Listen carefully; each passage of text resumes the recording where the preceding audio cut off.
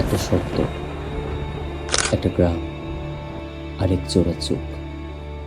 আমি জানি না কি হচ্ছে আমার সাথে।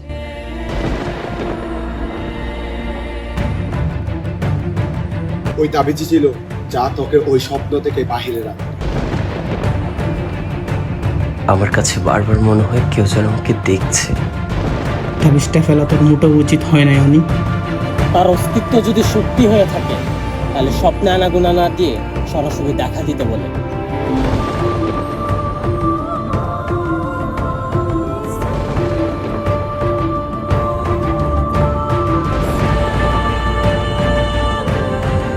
কে তুমি? কি চাইছো আমার কাছে?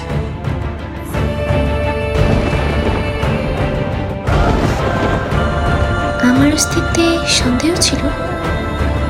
দেখো, আজ তোমার চোখের সামনে দাঁড়িয়ে